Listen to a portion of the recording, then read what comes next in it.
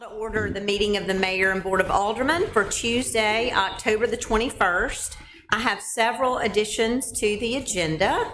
At 6C, we are going to request permission to advertise for bids for the renovation of the indoor practice facility at M Trade Park. At 6D, we'll consider professional services proposal from Corbett Legg and Associates for lighting renovations at the Oxford Conference Center.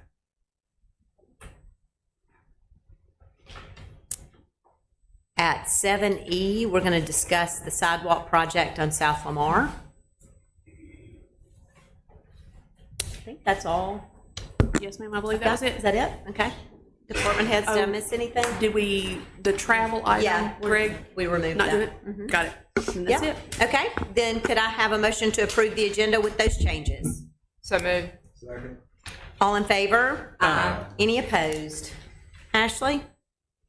Request permission to approve the minutes of the regular meeting on October 7th. So moved.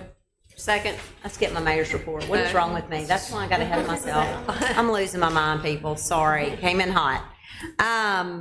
Quick mayor's report. Well, let's vote on the minutes. All in favor? Aye. Any opposed? Great.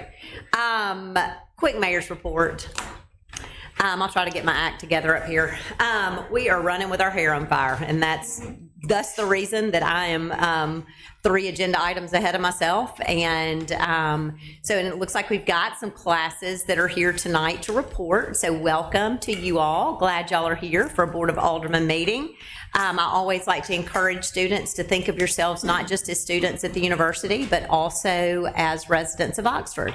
And your voice is important to us, so thank y'all for being here. It has been a lengthy football season already, and we used well the break this past weekend, and we'll travel again this weekend, and then we'll be ready for 3 in a row. So thank you to Oxford Police Department, our EMA director, Oxford Fire Department, Oxford Utilities, Oxford Environmental Services. Pretty much every department in the city has a hand in making these weekends successful. And so I just say thank you to all of you, get back, you got one more week to take a breather. Square Jam was last night, yes, on a Monday night on the square. And we were excited that the university brought this event back this year. They took a year off from doing it last year and everybody missed it. So we were excited to have it back, and we're told that it'll be back ready in time for a football game weekend, back on schedule on a Thursday or Friday night next year. So thank you to those of you who came. And now I will get back on my agenda. Request permission to approve the accounts for all city departments. So moved. Second. All in favor? Aye. Any opposed? Request permission to approve a list of final budget amendments and reallocations. Ashley? Yes, this is our final list for our previous fiscal year. A lot shorter than the last list you saw, but this should be it. Motion to approve. Second. All in favor? Any opposed? Thank you. Ask you to consider the consent agenda. It's a lengthy one tonight. Motion to consider the consent agenda. Second. All in favor? Any opposed? All right, we will now have a public hearing for the University of Mississippi's issuance of bonds in the amount of $160 million as required by IRS code. And I'm going to ask Sue Fairbank, who is much wiser than I am, to come up and kind of explain to the audience and the board what we're doing tonight. Okay, thank you, Mayor and Board. The University of Mississippi is entering into a public-private partnership with PRG Oxford Properties LLC for the construction of new student housing, and it will be on the site of the old Kincannon dorm. The project, or the new dorms, will provide approximately 1,282 new beds for university students. The cost of the construction and equipping of the project will be financed with student housing revenue bonds that are going to be issued by Public Finance Authority, which is a Wisconsin-based bond issuer, and they're a national issuer. The amount of the bonds will be not to exceed $160 million. So under the Internal Revenue Code, the university is going to lease the property to PRG, and then PRG is going to construct the dorms, and then they will own the dorms, and the bonds will be issued to pay for all of that, and PRG will pay the bonds back with the fees from the dorms. So it will be a revenue project. The city has no obligation on these bonds, and neither does the university. At the end of the term, when the bonds have been paid off, the project will go back to the university. So they will own it at the end of the term of the bonds. These bonds are considered private activity bonds, and so under the Internal Revenue Code, it's required that there be a public hearing and public approval by a governing authority in the jurisdiction where the project is located. And so that is your purpose today. So what we're asking is, well, I wanted to say that the notice of public hearing was published as required by the Internal Revenue Code. It was on the city's website and published in the Oxford Eagle. So right now, it would be appropriate to open a public hearing to see if there is anyone from the public who would like to speak about the project. Okay. As this is a public hearing, is there anyone here that would like to speak regarding this project? All right, hearing none. So As Sue stated, the city has no obligation for these bonds. The city taxpayers will not be making any payments on these bonds. So I just want that to be clear to our taxpayers, is that we are holding the public hearing that we were requested to hold, and happy to do it, and excited about some new university housing, for sure. But I want our taxpayers to understand that there's no obligation to the taxpayers for these bonds. Correct. So now, if you would consider the adoption of the resolution approving the issuance of the bonds and the public hearing. So we are stating that there has been a public hearing, and need a motion to approve. Move we approve. Second. All in favor? Aye. Any opposed? Thank you. Sue is up again. Okay. So the next is the consideration of a resolution in connection with the Oxford Commons project. In 2018, the board approved a tax increment financing plan for Oxford Commons, authorizing the issuance of up to $11 million in tax increment financing bonds to pay for infrastructure improvements in connection with the project and its development. As you will recall, tax increment financing bonds are bonds that are paid from the increases in taxes from the project. So it's not like coming out of the city's general fund or anything like that. This is, from the project increase in taxes. The bonds for this project were to be issued in phases as different parts of the project are completed. The amount of bonds to be issued is based on 75% of the new taxes that are available from the project. And the county is also participating in the payment of the bonds with their taxes from the project. So the first phase of bonds was issued in 2019, and that was an amount of $3,820,000, and it financed the roundabouts on 6th Avenue. So those 3 roundabouts.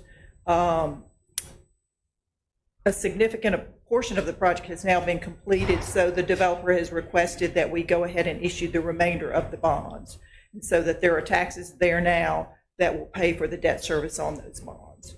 And so we're asking for approval of the bond resolution and the issuance of the bonds in an amount not to exceed $7,180,000. This is going to be a private placement, and we're asking for approval of Raymond James as the placement agent for the bonds. All right. Does anybody have any questions? If not, then we'll need a motion approving that issuance. Sue, I'm sorry. Yeah, go ahead. Sue, the bonds, this is what remains upon what was granted in what year, 2019? 18. 2018 was when the project was started. Yeah. Then 2019 was the first issue. Got it. Okay. So moved. Second. All in favor? Aye. Any opposed? Sue, one more time. Okay. Actually, yeah, one more time. So the last is another tax increment financing project that was, is for the Lamar project. And that started in 2021. And the board approved the tax increment financing plan for that project and the issuance of up to $2,900,000 in tax increment financing bonds. And these that was for the infrastructure improvements, and those improvements were like to Molly Bar Road, North Lamar, and Chickasaw Road. So those are the improvements that are being financed with the tax increment financing bonds. The county has also agreed to pledge a portion of their taxes in connection with this bond issuance. And what we're asking for today is approval of the interlocal cooperation agreement with the county so that we can go ahead and get that approved by the county and the Attorney General so we can be in a position to issue bonds. Pretty soon, I think they're going to come and the developer is going to request issuance of those bonds because that project is pretty, well complete. Any questions? Make a motion to approve. Second. All in favor? Aye. Any opposed? Thank you. Thanks, Sue. Thank you, Dr. Holly and Perry, for being here tonight. All right, Braxton, request permission to approve a professional services contract with RJ Young for the digitizing of records in the HR department. Yes, this was a budgeted item to digitize our personnel files. It was included in the budget, and it has been reviewed by legal. The contract has been approved. Move we approve. Second. All in favor? Aye. Any opposed? Thank you. Rob Neely, request permission to advertise for bids for the Old Taylor Road Substation Voltage Regulator Addition Project. Super exciting. Took my piece of paper out, so I'll just do it from memory. I was making notes on it. If you recall, during the electric division budget for Oxford Utilities, we discussed the need for a voltage regulator project at the Old Taylor Road substation. We've completed in fiscal year 25 the civil portion of that project. We basically installed a retaining wall there, shifted a fence in order to make room around our breakers on the site to allow room for the voltage regulators to be installed and vehicles to be able to drive around that area. So now it's time in this fiscal year's budget to do the voltage regulator project. We anticipate this project will take 2 fiscal years to complete due to the lead time on these regulators, which are, I think, about a year of a wait for them. So we'd like to get the project started, get those ordered, and then we could complete it next year. We have $1.5 million in this year's budget to start the project, and then we plan to finish it next fiscal year, if that's okay with you guys. So moved. Second. All in favor? Aye. Any opposed? Chief Gardner. First reading of a proposed ordinance amending Chapter 38, Fire Protection and Prevention, Article 3, Fireworks and Pyrotechnic Composition.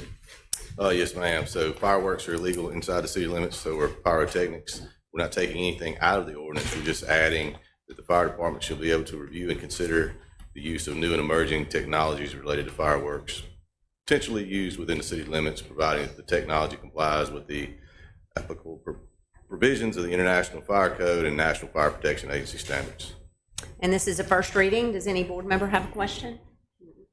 All right, then we will have a second reading and public hearing at our next meeting. Thank you, Chief.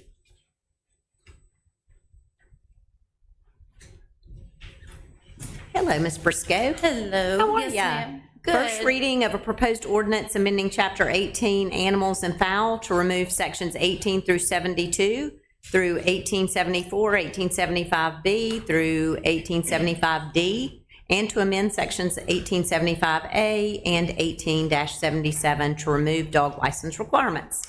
Yes, ma'am. So we're requesting to remove the dog license requirements. We do track this another way through the microchips. So this is a way that we found to be more financial and also a lot more accurate through the microchips instead of licensing. So we would like to move forward with taking this part out and just remaining with the part that's already existing regarding the microchips. All right, again, this is a first reading. Does any board member have a question? All right, then we will have a second reading and public hearing at our next meeting. Thank you, Kelly.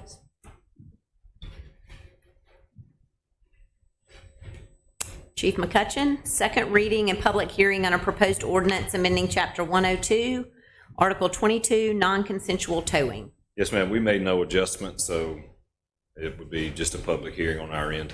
All right, is there anyone that is here to comment on this proposed change to this ordinance? All right. Hearing none, does the board wish to vote tonight? Make a motion to approve. All in favor? Any opposed? Thank you. Thank you, Chief. All right, Ben.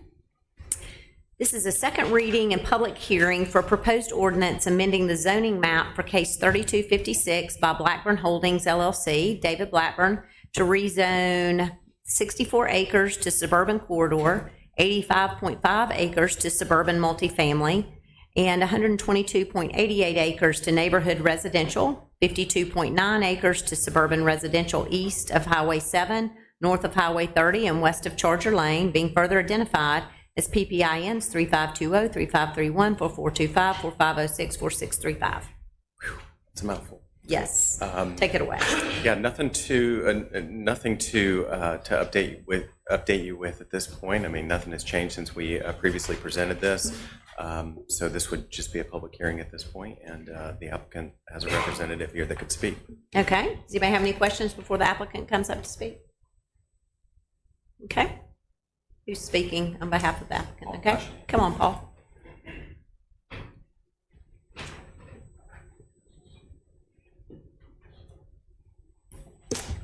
Good evening. I'm Good Paul evening. Koshanina, Precision Engineering. I'm here representing the applicant for this zoning request, which is Blackburn Communities, or Blackburn Holdings, sorry, I think it's technically the applicant. So this is a second reading and the public hearing portion of this process, the request for the zoning. So I know this board is familiar with this request because it's already been through the first reading. I would like to just kind of hit on the high points of our application and why we strongly feel this is a positive change for the area and the city of Oxford as a whole. So we've worked on this zoning amendment for quite some time before we actually made the formal application. We've worked with Ben's office. We've made changes internally, some in reaction to Ben's comments, many just shifting around what we thought made sense internally between us and the applicant. But, you know, part of the requirements for a zoning request, as this board knows, they require the applicant to speak to, and the wording in the application for the city of Oxford is describe what has changed or changing conditions that make the passage of this zoning amendment necessary. So, and the other requirements are what other circumstances change the proposed or justify the proposed change, and if there are any errors. I'll go through these quickly. There are no errors that we're claiming on the existing zoning maps, so that's not worth speaking to. But the changes in the area, which, you know, this is a large piece of property. Obviously, we're looking at 320 some odd acres. And, you know, really that inherently begs the question, what is the neighborhood? And in our eyes, the neighborhood is a good portion of the city of Oxford.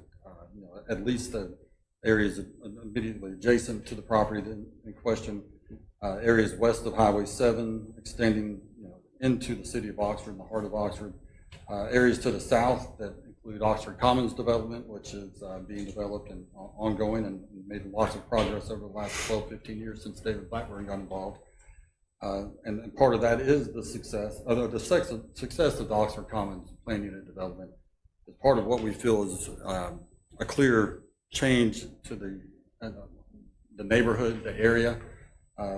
This area has grown for really rapidly for the last 10 to 12 years, and is quickly building out. The multifamily portion of this development is essentially built out to a certain degree.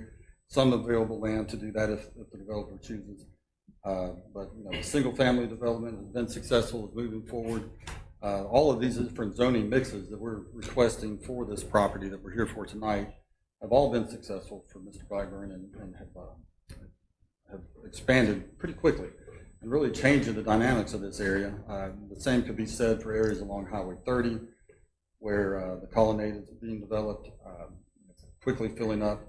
So, you know, those changes that we see that, from a development perspective have really triggered other changes in the character of the neighborhood and the character of this area of Oxford. Inherently, the transportation improvements that have been made the roundabouts within Oxford Commons. I guess the bond tonight, previous item on the agenda was speaking to that. The roundabouts in Oxford Commons, the roundabouts on University Avenue that are currently underway, the roundabouts at Old Taylor Road, or I'm sorry, I'm not Old Taylor Road, those are existing, but the roundabouts on Molly Bar, Highway 30 that have recently been completed, and another underway now at the intersection with North Lamar. The completion of Pat Patterson Parkway, which at the time we submitted this application was still under construction, but has since been opened. That really makes a significant difference with potential traffic patterns and giving connectivity to a large piece of property like this to the whole city of Oxford without having to, a less intense impact on the internal portions of Oxford when there's this loop around the city that the Aldermen have successfully implemented over the last years, and the county, really creates a whole different dynamic for traffic flow in the area. So really, we feel that the development in the area, specifically Oxford Commons, Colonnade, and many others in the east part of Oxford and north of Highway 6, have driven a lot of change from infrastructure to number of homes in the area. You can name several others. So, you know, I know that, sorry. So our application is requesting a mixture of uses similar to what's in Oxford Commons PUD. We are utilizing some of the existing zoning areas, districts that were in place, but we are increasing the suburban commercial or suburban corridor area that allows commercial and a mixture of residential. We are requesting part of this rezoning to be suburban multifamily that could accommodate more dense development in this area. And the remainder is an adjustment to the neighborhood residential zoning as well as the suburban residential. So, you know, another part of the application process requires us to speak to the public need for these zoning changes that we're requesting. And we think there's a clear public need for as much commercial property as possible in these areas that have direct connection to the major corridors for transportation in Oxford. A portion of this property was already zoned suburban corridor, and we're proposing to leave a portion that fronts on Highway 7, same acreage as what the city had in the current zoning map. We're actually increasing the suburban core proposed area to the south of the property, basically that would have access to Highway 30. We do see that there's a need for that. But we are also requesting a higher density residential zoning district, like suburban multifamily, because we've seen firsthand from the Oxford Commons planning and development that the success of the commercial is highly dependent on the number of rooftops in the area and adjacent to it. Precision Engineering has worked with the David Blackburn and the previous developers for 20 years or so on Oxford Commons PUD, and it's very clear to us that the momentum that David was able to get recently with the commercial development and the overall planning of the development was driven by the success of the residential development, the addition of some multifamily. We've got tons of single family. Again, a mixture of uses that's very similar to what we're requesting here tonight for this property. And I know there's always a focus on the suburban multifamily, that higher density zoning district.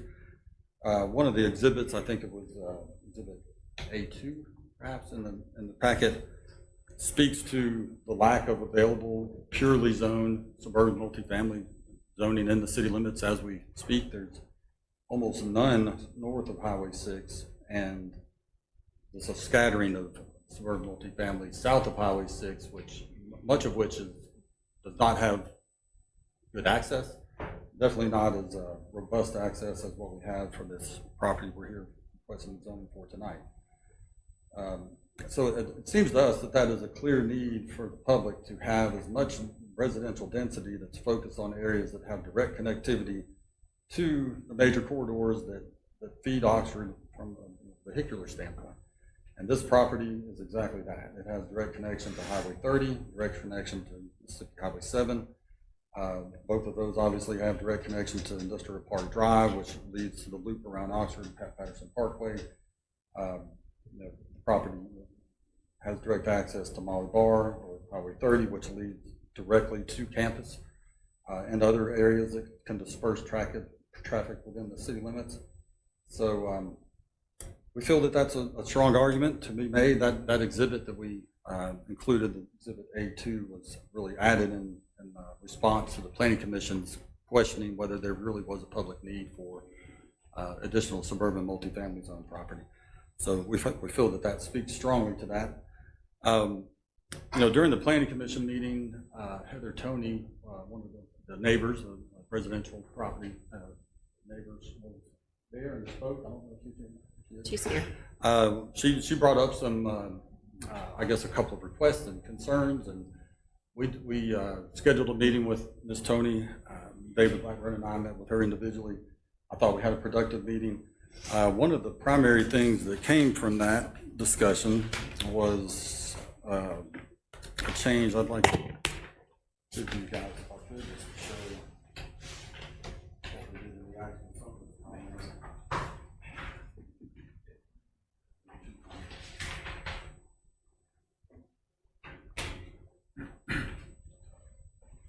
So one of the items that we actually considered internally as we were preparing this application was including some green space buffer areas that would separate the commercial zoning that's already in place from the residential, and also future multifamily zoning that's proposed in this application. It would give some buffer between that and the existing residences that are adjacent to it. Our initial application really focused on identifying areas that we could provide a buffer against residential zone property. But the property that Tony lives on, along with her neighbors, several homes there, probably 5 or 6, all of that property is zoned commercial, but it's currently obviously being used as residential. And we heard that concern, and you can see on I think it's Exhibit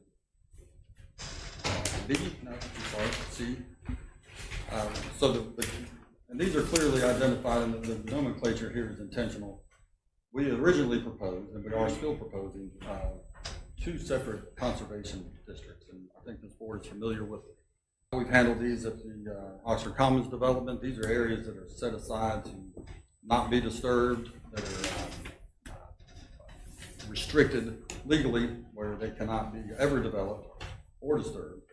And we've already proposed those adjacent to all the existing residential zone property, which you can see would be the north portion of the site in our zone property, and then bordering the west portion of, the east portion of the site and the north portion of the site. And that's a 150-foot wide green space buffer. It's technically to be categorized as a conservation zone.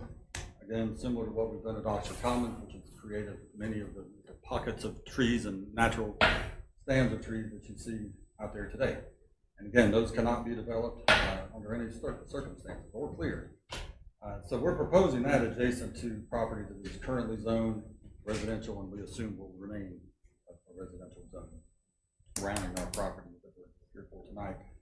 But we, in reaction to the conversation with Ms. Toney, which again we considered internally, again, their property that their homes sit on is zoned suburban corridor, commercial zoning, mixed use zoning. But we are proposing what we're calling a buffer zone, which is different in its nature in that if this commercial zone property were to change uses at some point in the future, we feel it would be appropriate at that point to be able to remove this buffer zone and let all of this be developed in a more efficient, kind of contiguous way, as opposed to having this buffer zone that could isolate a portion of the suburban corridor that's already in place from the other suburban corridor that's already in place. So again, what we would propose is a same width, 150-foot buffer adjacent to the property that's zoned commercial, but currently being used as residential. And our applicant, or my client, the applicant, is happy to accommodate that.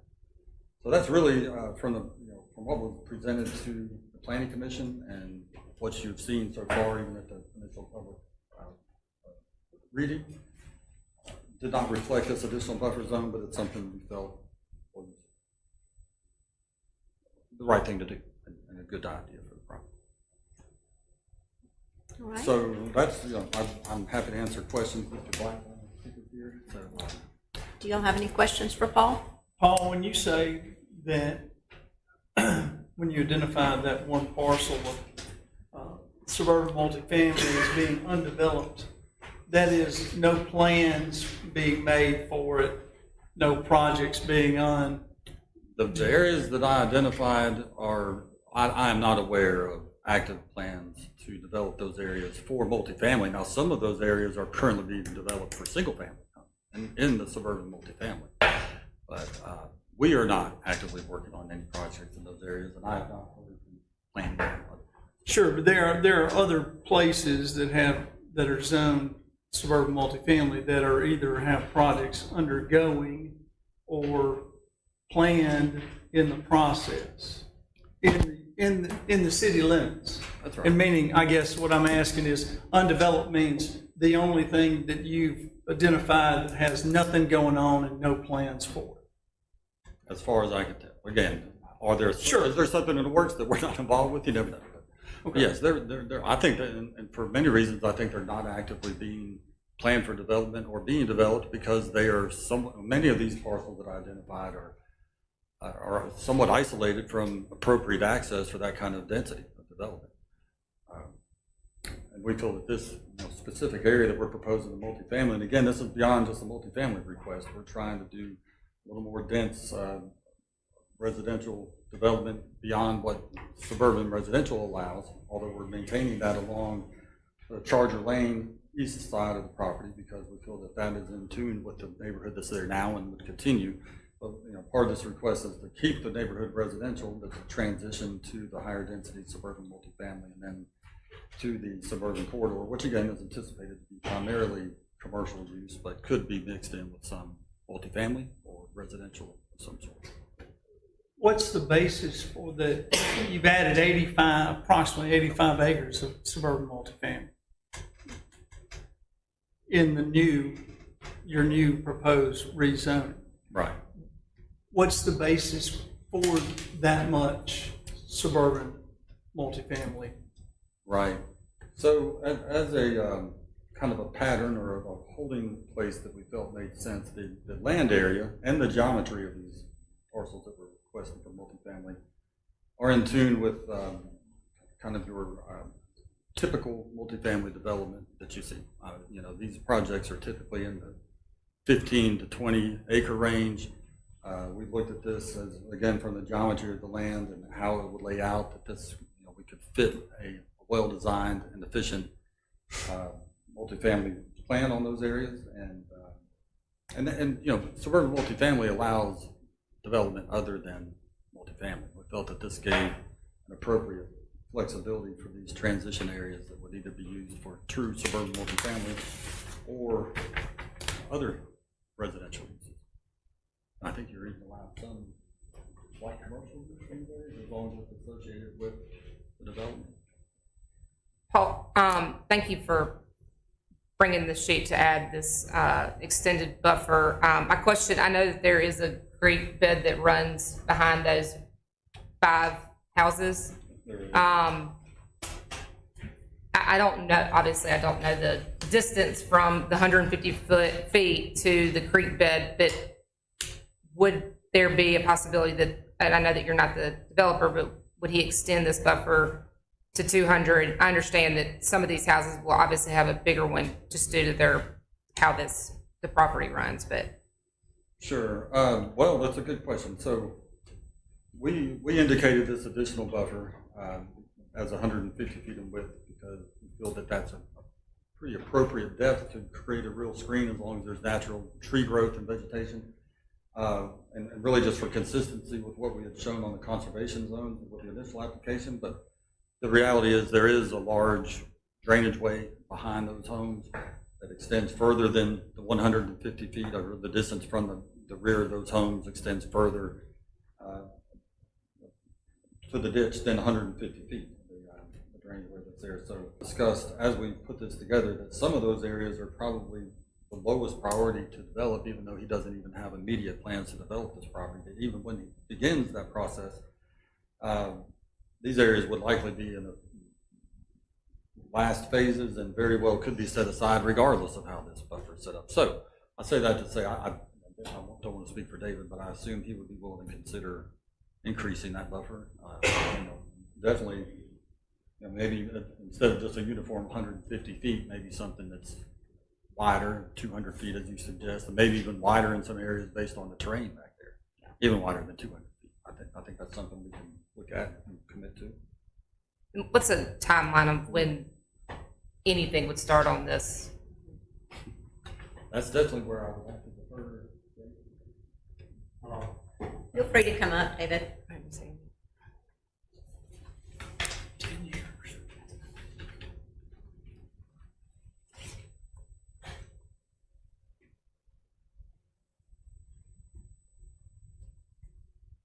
I don't have any immediate plans to develop property.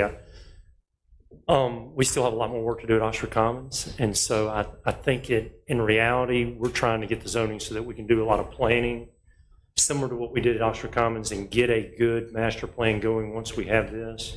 I don't see us really doing anything for 5 years, and a lot of these areas wouldn't be. I mean, it's a 324-acre site. So to put in perspective, at Oxford Commons, I think they actually started that development in 2000, around 2000. We did not get involved until 2012. So I've been involved in it 13 years, and we still have another 10 years to go with it. So with 300, this isn't quite as big. I think Oxford Commons is about 550 acres. This is 324 acres. I would imagine this would take, we probably won't do anything for 5 years, and then it would be another 15-year process to get it all developed out.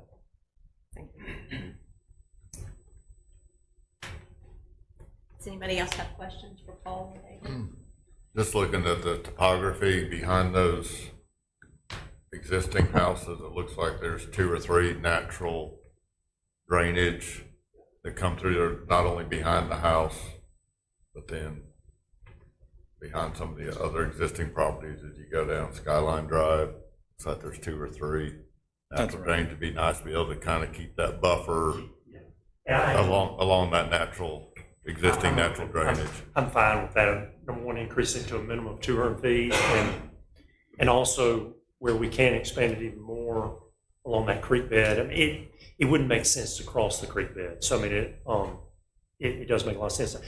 Just to reemphasize the reason for that buffer instead of conservation easement, I really think it helps those property owners so that down the road, really when they did want to sell their property, I think to maximize their values, it's going to be worth more as a commercial property down the road than residential. And that may be 30 years down the road, but there's probably an argument that at some point they may be selling that land and saying, look, could you sell a portion of that land and make it work better for a commercial user that then would kind of use some of our land and be part of that buffer. So that's the reason for the buffer instead of a conservation easement. Any other questions for David, with no plans to do it, and I understand we're talking 10, 15 years. My problem is I think you got change and I think you got need. My problem is the amount of suburban multifamily. Why couldn't you just go back, and if there is a need on that 47.2 acres of suburban multifamily, why couldn't you just ask for a special exception and put multifamily in there? So good question. So 2 things I'll say on it. Number one is other parts of town where there's been a lot of multifamily development. In my opinion, it was not completely planned right because there's no commercial. So you have all this multifamily developed, and you go down these streets, and there's literally, you got all these people living there, and there's nowhere for them to go to the grocery store, to go to get something to eat, get anything. And so they're either having to drive, which in a big city may not be a big deal, but in big cities you have it a lot closer. But here they're driving either all the way to Jackson Avenue or all the way to University And hopefully now they're coming maybe to the Oxford Commons too, going forward. But that's not what you want. You want it to where, and in addition, they don't have really great access to a major highway. So they're on these 2-lane roads. It's all converging. And what you're talking about, all these things getting developed, it's about to get worse on those 2-lane roads. And where you want it to be is near a major highway with opportunities for a lot of commercial to be developed around it so that it can be served, and not only serve the existing single family around our community, but also have the rooftops there. So you go back, so why wouldn't we do that exception? 2 reasons for it. Number one is I've got to prove to this commercial users that to get the commercial, you got to show where the rooftops are coming. And so if you can show this on the plans, it helps to get the commercial there. Not it helps, it's the way to get the commercial there.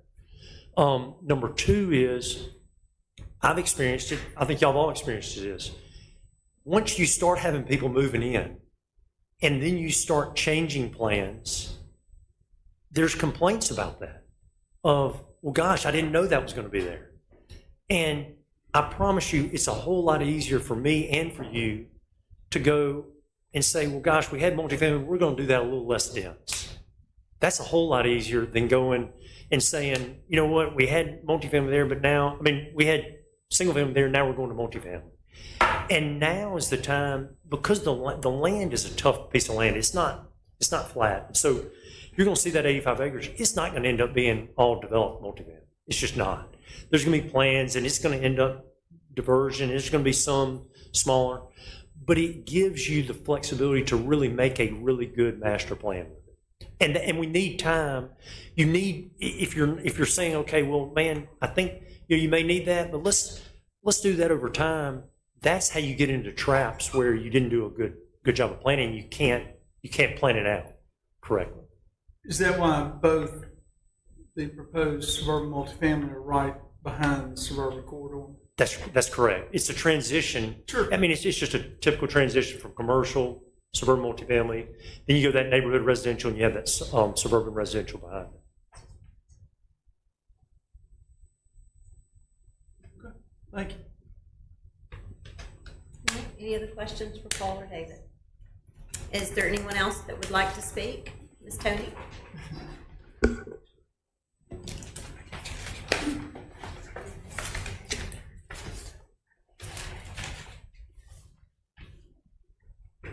Hello, my friend. Hello, friend. How are you? Good afternoon, everyone. It's good to be on this side of the table and not that side of the table.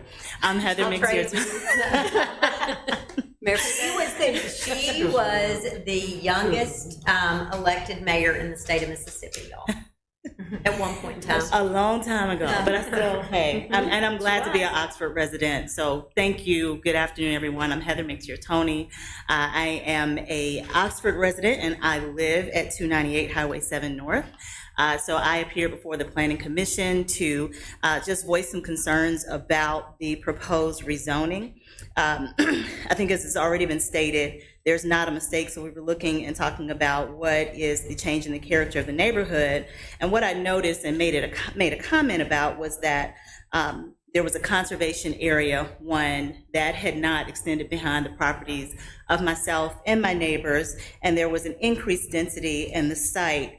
And that according to the information that was shared, the staff believed that the designated conservation area provided protections for the adjacent property owners, but did not consider the property owners that were in the current existing suburban corridor area.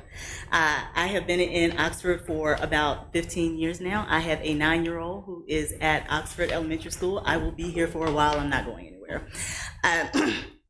And I have to say that I am so grateful and appreciative for the opportunity to have conversations. I had a wonderful conversation with David and with Paul after the Planning Commission meeting. We did follow up. We did have an opportunity to sit down, and David and Paul both spent a lot of time sort of just going through. They provided maps for myself to share with our neighbors, which I did. They provided access to themselves to answer any questions. And I think as it was explained this evening, there is a area that was put in that is a buffer zone And what David said is actually very, very correct around putting a buffer zone into the middle of an existing corridor does preserve the opportunities for both property owners that are developers as well as existing property owners to decide what they want to do with their property in the future. And I think that is actually a really smart and important way to do this. My expertise is in the area of sustainability and environmental policy. So actually looking at how you plan out communities is really important. I don't envy what you have to do because planning and identifying the areas of what a community is going to look like in the next 20 to 30 years is really, really important. I will say that I think that the issue that we had, we were able to sit down and have a conversation and resolve. I think that the proposal actually does resolve the concerns of the neighbors because according to the Oxford City Ordinance, in an existing, as we are currently, and if it were to change, the area that's a suburban corridor district, the corridors per the ordinance says that they are framed by not only building and scape, but in suburban neighborhoods and between suburban centers, the corridors should generally be framed by open spaces, preserving existing vegetation and landforms. And so that's the creek bed that is behind our homes and does run along the back. So that's existing vegetation, existing topography that would likely stay in the way that it does. And I really do believe that that's the idea for the area. So I understand from a planning perspective how to build out a healthy community, what that looks like. My only advice would be that in the future of how you're looking at the ordinances, the issue of what is the population density per each area should maybe be reconsidered. As David and I were sort of joking about, what happens if we all win the Mega Millions or multi-billion-dollar lotteries and decide to sell it all and move to a beach? Then what could be put there? And as the law exists now and the ordinance exists now, there could be a possibility where someone would come in, I don't think this is what David would do, but someone would come in and go to the max of what's allowable in that particular rezoned area. That would have a very heavy increase of the population density that you'd have to make a decision as to whether or not the community actually calls for that at this point in time, and that's what you all are elected to do, not me. I will say though that I greatly appreciate the opportunity to be here, very much appreciate the opportunity to sit down with developers and have a conversation, express what the concerns are of the community, and then to figure out ways that we can coexist together. Thank you, Heather.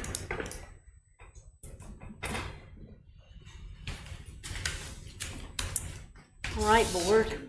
Well, I should ask, is there anyone else who would like to speak regarding this? All right, board. Other questions, discussion? Any questions for Ben?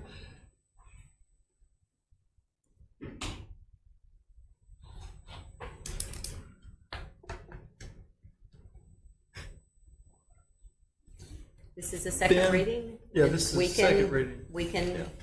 vote at a third meeting, have a third reading at our next meeting, or would you all like to proceed now? Okay, not hearing any motion to proceed, then we will have a third reading on this at our next meeting and a vote at that time. All right. Ben, consider an appeal from the Stoa Group regarding the denial of a special exception for case 3264. You bet. So in your packet, you have a copy of our memo to the board, you have a copy of the appeal letter, and a staff report that was provided from the Planning Commission. So I don't want to belabor, going through all of those elements, but I do want to highlight a few points from those. So the appeal concerns the Planning Commission's denial of case 3264, which was a special exception for first floor residential units made by Stoa Group LLC.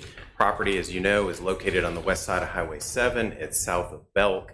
It's zoned urban corridor, and it measures about 20 acres, and it's currently undeveloped. The development proposal features a mixed-use development, including nearly 470,000 square feet of development with approximately 316 luxury apartments. The proposal includes a horizontal mixed use, which is on the west side of the, the south side of the property, which includes about 78,400 square feet of standalone commercial space. That includes retail, office, medical, hospitality, like restaurants or hotel, et cetera. And that's on approximately 7.5 acres. The vertical mixed use, which is on the north end of the property, includes about 17,000 square feet of first floor commercial with 316 residential units, mostly on upper floors, although about a little bit more than 60 residential units are proposed on the first floor, or about 20%, the nature of the request for the special exception. The developer and the application committed to installing full infrastructure and constructing a 6,000 square foot commercial building in phase 1 with the intent to fully construct the residential portions of the development. Staff did express concerns with the lack of confirmed anchor tenants and no secured commitments for the proposed 40,000 square foot hotel or the 24,000 square foot medical office that make up about 82% of the expected commercial space. And I think subsequently prior to the Planning Commission meeting, we did receive an LOI for the medical office building. So we did receive a letter of intent, but that's not a contract to purchase. Staff emphasized the importance of maintaining active first floor commercial uses in the urban corridor that meet the ordinance and the intent. And I think that that's an important point to remind y'all. We have mixed-use commercial districts, mixed-use districts. They do allow upper floor residential by right. So when you look at the appeal letter about the ordinance doesn't say, like, is there a threshold for how much ground floor commercial or residential that you could provide in a development? It doesn't, because it presumes that the entirety of the development would be ground floor commercial, because you have the ability to build upper floor residential. And that's something that I think is a concern that the city has seen in the past with developments that suggest that there's going to be commercial that's added into a residential purpose-built student housing development where we never see the commercial come to fruition. And so that was our staff's position when we recommended denial, citing there's uncertainty on whether or not we would see any of the commercial actually constructed, other than the 6,000 square foot building on that south end. Planning Commission did deny the special exception with a 5-1 vote. So that's what I have for you. The applicant is here. They do have a presentation that with some slides that I think we'll put up. So I'll turn it over to Mr. Brinson. Okay, come on up.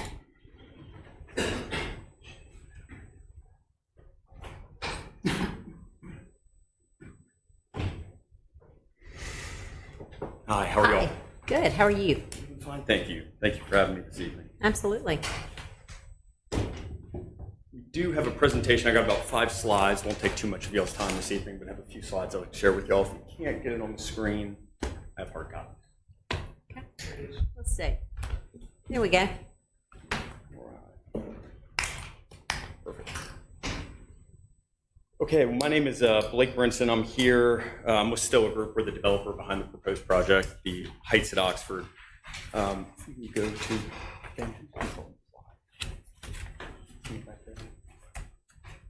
perfect. Like I mentioned, just a couple slides to go over this evening to bring everybody up to speed and talk a little bit more about our request for the special exception for first floor residential. Just wanted to start very briefly with a quick recap of kind of what we have gone through over the past 16 months. We've been working on this project, working very closely with Ben and his staff. Just wanted to show you all where we started and how far we've come. On the left is the initial site plan that we put together, which was roughly 324 residential units and about 24,000 square feet of commercial. And the immediate feedback we received is we want more commercial. There's a lack of this zoning within the city. We want to see more commercial uses on the site. We don't want this standalone residential. We would have had to come in for the special exception on the site on the left, but all of those buildings had residential on the first floor, all of the buildings on the backside of the site. So over basically 8 revisions in the better part of 13 months or so, we incorporated staff's feedback to increase the amount of commercial space, increase the height of the buildings, incorporate commercial into the residential buildings, and really create more of a mixed-use kind of development by creating this boulevard that runs throughout the entire site. And quite frankly, I think we have a much better development because of it. Now, the challenge and the reason why we're here in front of you this evening to ask for the special exception is because with the 4 vertical mixed-use buildings that are in the rear of the site, which don't have much visibility from Highway 7, given the height and the elevation of this site, and the way that it grades back to Highway 7, we would have to put 100,000 square feet of speculative commercial space in the bottom of those buildings. And we'll get to it in a minute, but we just don't think there's enough support for that much speculative commercial space on top of the financing challenges that we would face to be able to develop that kind of product.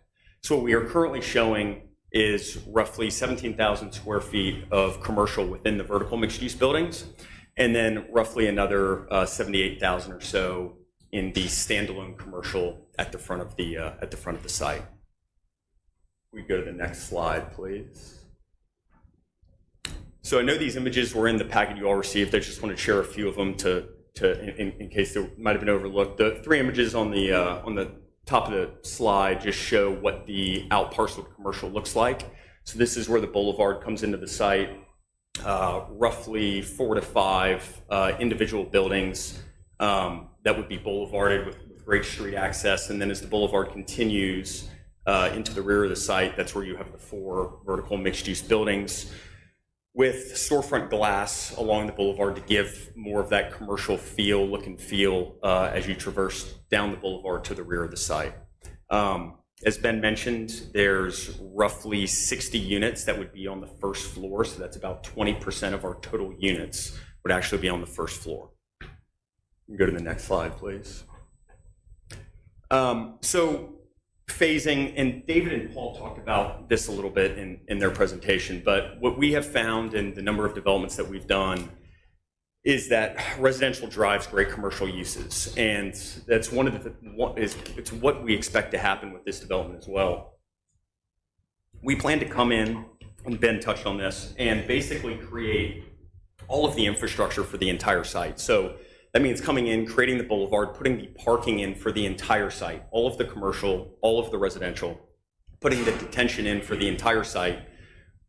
In order to complete this site plan, and our engineer Jeff Williams is here, he can speak to it more if you all have detailed questions, but we have to remove all of the existing retaining walls that are on the site and rebuild them. There's a tremendous amount of infrastructure work to make this high density project work. And then ultimately, we would build the 4 vertical mixed-use buildings in the back, as well as one of the 6,000 square foot retail buildings in the front. We would build that speculatively and try to fill it as we go through construction. As Ben mentioned, we do have an LOI that was submitted by a healthcare developer. So they are looking at the 24,000 square foot medical office building. But it's been very challenging to gain a lot of interest in a plan that, quite frankly, isn't going to happen unless we receive the special exception. We've made a lot of revisions to this site plan, and we're just at the point to where we can't make any more changes. We've maxed out the economics of the project. And so there's not a lot of interest in something that is probably 18 or 24 months away for them to have the option to go vertical. So if we go to the next slide, please. And so touching on the commercial, and this is something we've been looking at for a while, and the seller is going to speak after me, and he'll be able to address it soon. But when we look at what we consider kind of the 4 quadrants of the primary access and artery points into Oxford, this location has the lowest overall traffic count, and it's seen the lowest amount of growth over the past 10 years. So if you look at the eastern, western, northern bound entry into Oxford, that's where a lot of the growth has been, and this is what the commercial users are chasing. This site was under contract a few years ago by a big box or a developer who was trying to bring a big box in, and they had to drop the contract because the big box wouldn't come here because of the traffic counts, specifically this location. And so this is something that we have concern with in trying to attract the commercial. It probably means it's going to be more mom and pop commercial retailers that are going to come to this location, because the larger, higher credit tenant-worthy tenants they're going to look towards the traffic counts. And quite frankly, this is going to be their 4th stop if they're looking at the other main arteries into Oxford. You can go to the next slide, please. And so ultimately, in conclusion, this is just kind of showing what the site is today and what we ultimately hope to turn it into. But we see a nearly $90 million mixed-use development for the city, bringing close to 100,000 square feet of commercial space with 316 residential units and a fairly tremendous amount of property taxes for the city that we think can be put to great use. So I thank you for your time, and I'm happy to answer any questions. Thank you, Blake. Does anybody have questions for Blake? I just have a question on the traffic count. Sure. I mean, we're getting ready to break ground on the 4-lane through there. Traffic count there is gonna escalate tremendously on the 4-lane. That's also one of our highest priorities for our transportation plan because of the amount of traffic is on that road. It's hard to imagine that that is the 5th lowest traffic count in the city. Yeah, that's pulled from DOT's website. I mean, the eye test does not tell me that when you see the amount of traffic going north and south on Highway 7 and how we got state funding. John, do you know what those traffic highway count numbers are that we used when we were working on Highway 7 funding? I'm putting you on the spot, sorry. They would have been 2023 counts. Okay. But it's Highway 7 south would be one of the highest. Yeah, Highway 7 has a higher traffic count at 7 and 6, which is one intersection down from what you're proposing, has a higher traffic count than I-55 at Highway 6 in Batesville. So that was one of our selling points in securing funding there, but I can't tell you a number, I just can't remember the. I'm just pulling off of MGOT's website. Yeah. Okay, no, anyway, it just, living here and living in near that intersection and seeing the north-south traffic on 7, and being on the Transportation Plan Committee, that's one of the highest traffic counts in the area. Okay, anybody else have a question or comment? This is presented for site plan approval. With the special exception? That's just the special exception. This is just a special exception. So without the special exception, the site plan goes away, or your ability to build what is visioned here goes away. That's correct. And the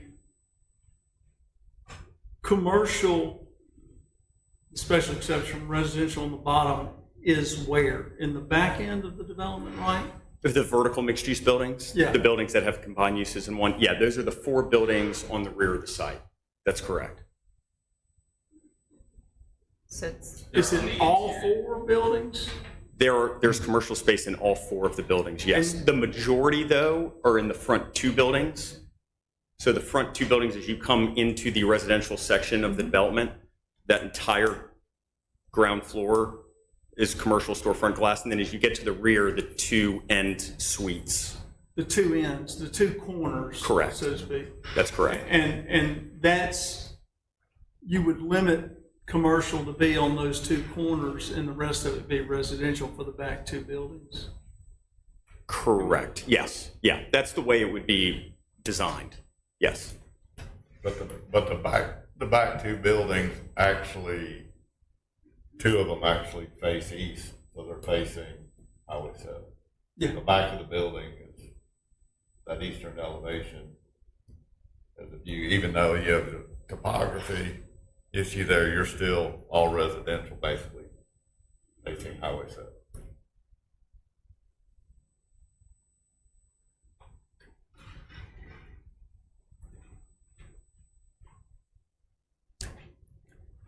So the apartment, or I guess the ground floor residential, that's what you would plan to build first, correct? It'd be in the first phase, that's correct, And yes. there's 63 units on the bottom, so I don't know, it's probably about 75,000 square feet of residential on the bottom floor. At 370? It's close, yes. It's about 83,000 square feet of residential on the first floor. Okay, and then 17,000 of residential on the first, commercial on the first floor. That's correct. And then what would be the next thing? I guess, can you guarantee all of this is the bigger question? And what we don't want is just to get a bunch of apartments and no commercial. Of course. We've experienced that a few times before. I've heard there's been some not so honest ways of making it seem like it's commercial. Here's what we discussed this at Planning Commission. It is very difficult to take 20 acres, develop effectively the entire thing in terms of all of the infrastructure, and then go try to bring all of your revenue from less than 50% of the site. We have to sell off these pads to help pay for the millions of dollars of infrastructure that's going to go into the site. So I can't guarantee it until another developer decides to close on one of the pads that we are going to have ready for them to go vertical. The way that this will come together is all of the infrastructure is in. So all a developer has to come do is purchase the site, pour a slab, and go vertical. They don't have to do any site work. They don't have to put in any other parking. We are going to do all of that in the first phase. And if you don't? If you don't, not the infrastructure part, but if you don't sell what you are showing us? I guess my question would be, why would we want to leave dirt boxes? No, I agree. Yeah. And then the last thing is, obviously this hotel is beautiful right here. Is there anything that would stop, this looks more like a boutique style hotel in this rendering. I'll What I'm pass asking along is, your what compliments is to going our to stop, a chain hotel such as a Holiday Inn or something from going right here? I guess I'd say a few things. One, we don't want to sell the pads to anybody. We want it to be a complementary mix of uses. That's the whole purpose of doing these mixed use developments. So we don't want to put a use in that's going to bring a type of tenant or user into the community that doesn't make sense. That's not going to allow the residential to thrive as much as it's going to hurt the commercial. So there's that. I guess the other piece is ultimately those individual users will also have to go through site plan approval. Those pieces will be subdivided out and they will have to come in front and get their site plan approved as well. So they will have to go through a very similar process. And I think that's the danger, is these pictures are beautiful, but you don't have plans for any of this stuff. I mean, I'm just, what you see is what you get right here. Sorry. Right. But none of this is real. I mean, these are beautiful pictures and they're good intentions. And we've just seen that a lot of times. And I trust you. I know it's your intent to do this, but too many times I think we've made the mistake of looking at these great pictures and going, oh, this is what it's going to be. And then the reality is that's not what we see 10 years from now. And so I think that's what the board has to consider is the accommodations that we're making. Are you good with that?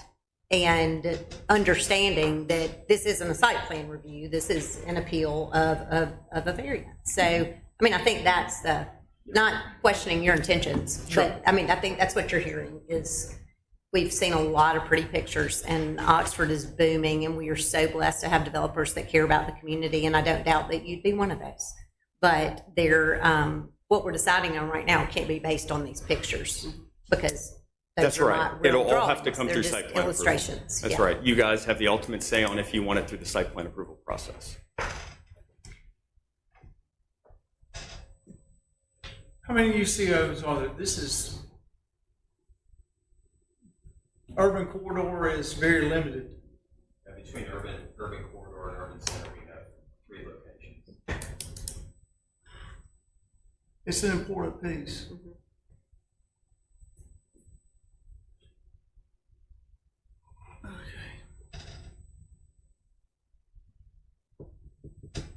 Does anybody have any questions for Blake or desire on how you want to proceed?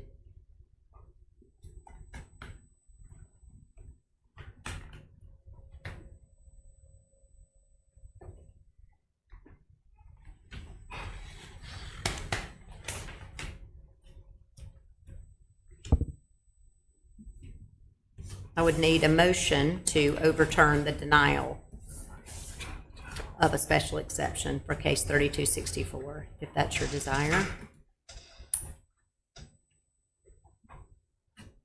Or, I guess it would die for lack of a motion. Further discussion? Okay, then it will die for lack of a motion. All right, at 6C, we have request permission to advertise for bids for the renovation of the IPF at M Trade Park.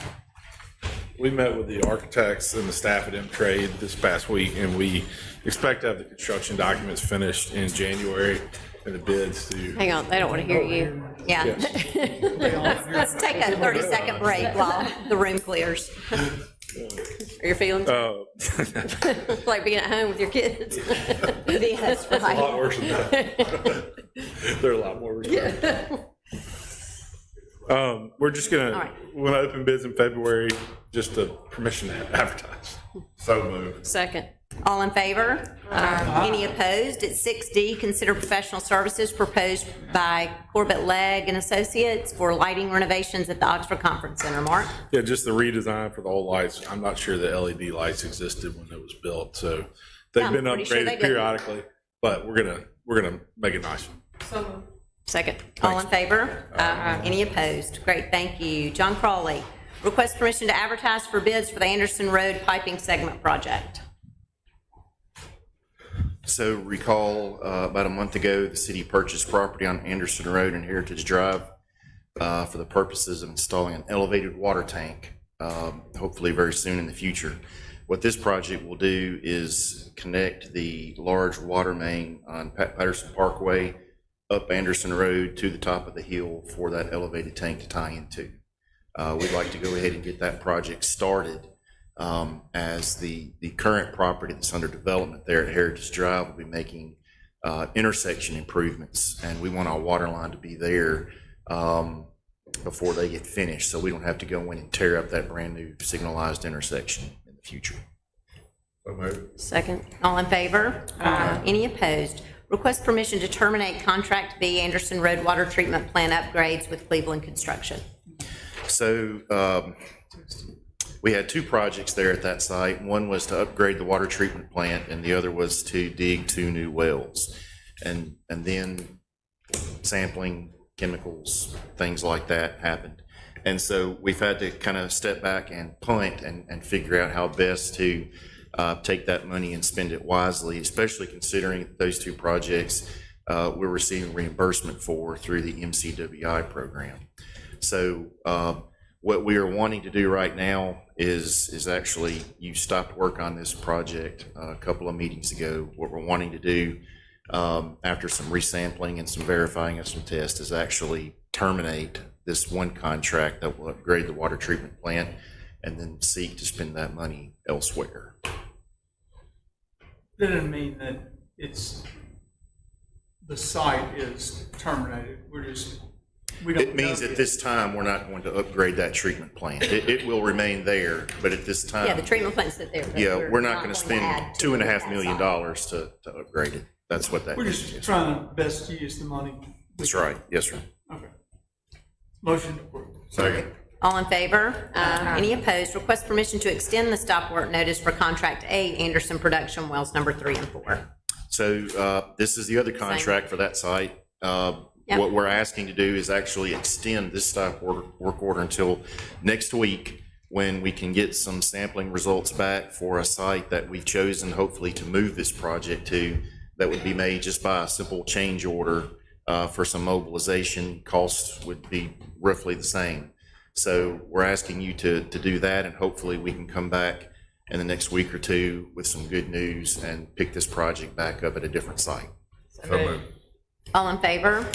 Any opposed? First reading of a proposed ordinance amending Chapter 114, Article 4, Sections 114-39, 118, and 119 to update the fee schedule for utility connection fees. John? So, not to belabor you with a lot of stuff, but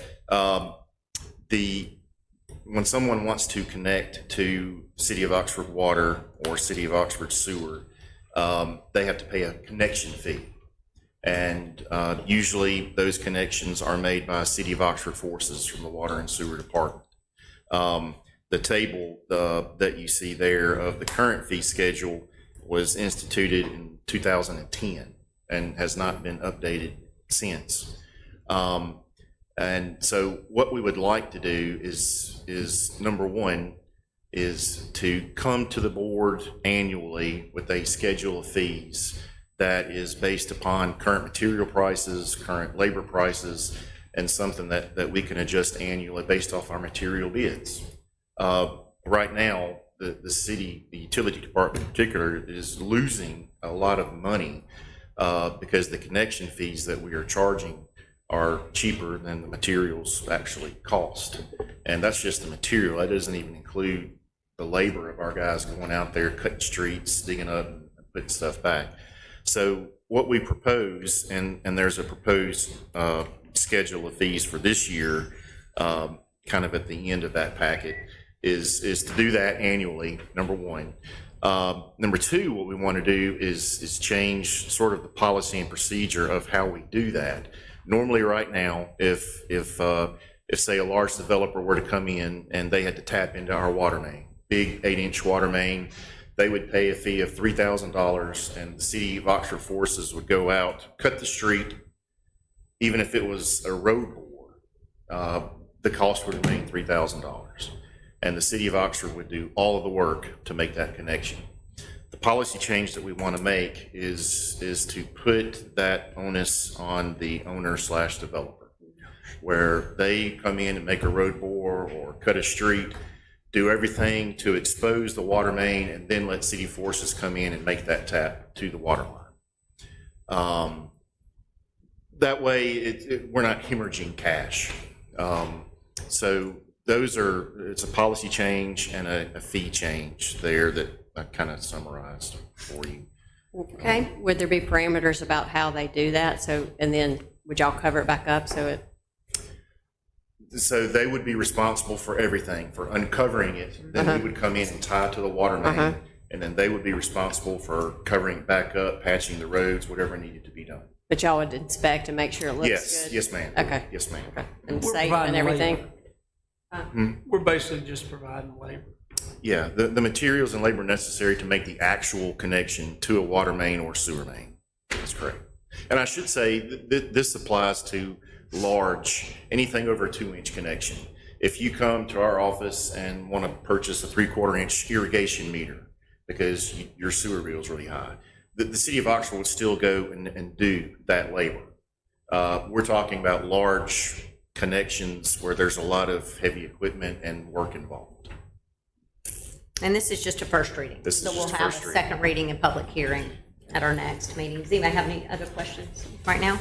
All right, and then we had an addition at 7E to discuss the sidewalk project on South Lamar.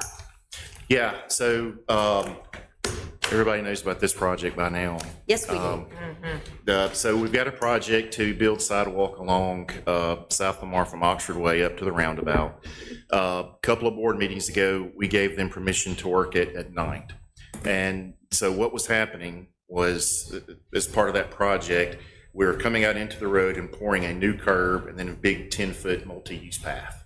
And as part of that work, they were having to close a lane of traffic all day to form up the curb, to do all the work, to do the grading, to pour the concrete, and it was causing mass chaos. And so we asked them to do that work at night. So they came in with the curb machine, poured about 1,500 feet of curb in one night.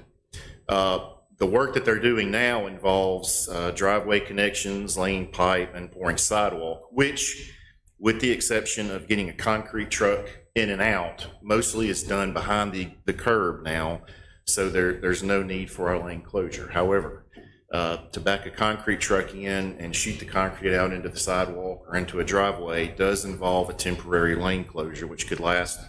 It could go from as little as 15 to a half an hour, which with South Lamar traffic is still could cause problems.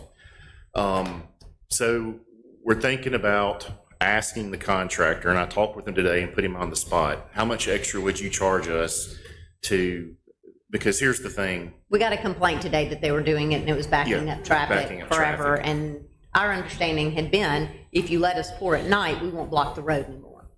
And that's not what we're seeing. Yeah, and. I mean, I get it, but Yeah. I'm just saying, I mean, the whole Right. agreement was, yes, we're gonna let you do this overnight, because that means you don't block the road anymore. Right. And 15 to 30 minutes on South Lamar at 10 in the Yes. morning is a disaster. And so the understanding and loss of translation there was that they were thinking it was just for the curb machine and not for the whole project, for which they did not account in their bid to pour concrete overnight, because concrete plants normally are not open at night. So the number that they threw back at me, they're about halfway through with the sidewalk, which means normal daytime work, you're looking at another 2 weeks. If we force them or ask them and they agree to pour concrete at night, we're probably going to do two things. Number one, double the time it takes them to finish the project. Because normally what they would do, they probably make 2 pours a day. They make pour at 9 o'clock in the morning, then come back and pour at 3 or 4 o'clock in the afternoon. But at night, a concrete plant is not going to stay open to do a pour at midnight and then wait 5 hours to 5 a.m. and do another one. So they're only going to probably do 1 pour a night. There's also the issue of setting up lights and basically just setting aside a crew to do nighttime work. And so the number they gave me was like $150,000 to $200,000 to finish all the concrete work at nighttime. And which I would have to point out to you is over 10% of the original contract amount. So we can't do that as a change order. So we wouldn't be able to do it as a change order. Can we have any input? I mean, I don't think, obviously, that's not an option. So can we have input about times of day I mean, doing it at school, take to school time and pick up school time is just a disaster. They've done it during the lunch hour a couple of times. I mean, Yes, ma'am. And what time do concrete plants open in the morning? Because we've done early pours at 4 or 5 a.m. There's got to be other people doing. To me, a pour at 6 a.m. is way better than a pour at. If they could do a pour, if they could do a pour at concrete close at 7, 8 at night, and then they do a pour at 6 in the morning, hold a crew over and bring in a crew early, do that first pour of the morning, not 2 or 3 in the morning, but yeah, you pour it from 6 to 6:30 or 6:30 to 7 and get that truck out of there while it sets and you finish, you're not blocking the road. Yeah. And that's what I would recommend we do. And that's on me, because I was naive in thinking that once we got the curb poured, all was going to be great, and it's not been. And the contractor, I don't want that to be a reflection on them. Those guys are the best contractors around. Oxford Traffic is just what Oxford Traffic is. So what I recommend we do is go to them and suggest that these concrete pours they're doing do not coincide with school pickup traffic, AM rush hour traffic, or PM rush hour traffic, and see if we can get through these next 2 Lunch weeks. is the worst stuff up and down that street. I mean, it's bad. So what's that leave? 6 or 6:30 a.m. You've got a window of 30 minutes I would say at 6, and I mean, 9 a.m., just because I work down that road, 9 a.m. is a good time. There are good times, but the times that they're blocking, and it's not just for pouring concrete. Yes, ma'am. They've been laying pipe and when they bring in sod, I mean, these big sod trucks, they're going to have to bring it in and block a lane of traffic to unload the sod. So it's going to be the little things like that are going to be annoying. But I will certainly go to them and ask if we can coordinate times that do not correspond to heavy traffic volumes. So what are those times? What are the? Yes, I would ask you to give me windows. So I can What go are the windows? I mean, is 6 to 7 Aaron drives window? I just drive. I mean, I drive it all day, every day. I mean, I would say. I mean, honestly, it's pretty. I mean, it starts to get 5:30, 5:45. It slows down a whole. I mean, I'll sit at PM. But in the morning, I mean, you're looking at. The problem is, you're hitting people going to work. You're hitting college students going to the university. So you're talking 7:30. It's not necessarily the school traffic, because I've been through it at that time. when I say school traffic, I mean university mainly. All that Yes, university housing. yes. So that's your primary time. I don't know if it's feasible for them to do it from 5 to 6. I mean, not 5 to 6, 5 to. 7:30, if they're out at 7:30, I would. is that too late? Because people like to So be on out of time there for at it. 7, the truck out at 7? And they do, I will say, I mean, they do move fast. But So before 7 a.m. and after 5:30-ish. And after 5:30, is that what you're? they could probably squeeze in an hour in the afternoon, but I wouldn't And then even you're waste my saying, time. I think, though, that we've got to give John the leeway to negotiate. I mean, they may So say, 90, stick 90, it in your ear. 11, Like is that a 90. window? 9 to 11, no. No, I thought you said That's when it was 9. this morning. Is it 9 10 to this 11 morning? is, that road stays pretty busy from the time 7 business is to open. 5, 7 You to get- I mean, 5:30. if they're right across from Phillips, and then you got hospital Hospital, traffic, and then the roundabout is really the Yeah. issue. When Yeah. it gets stuck, you can't, I mean, nobody's moving. Yes, ma'am. And that's a lot of that was one of the problems this morning is they were pouring right up behind the bank and it was just close to the roundabout and screwed everything up. So. Well, and the person that car was broken down. Then I think, that- Before 7 a.m. and after 5:45 p.m.? think that can be our ask. Okay. And I would say they've been willing to work with us pretty much anything. But I understand to dedicate a crew to do everything overnight costs a lot of money, but I would not recommend to you as your engineer to do that. Okay? Okay, I will go to them with this and report back to the mayor. All right, I'm going to ask the board to consider an executive session. Consider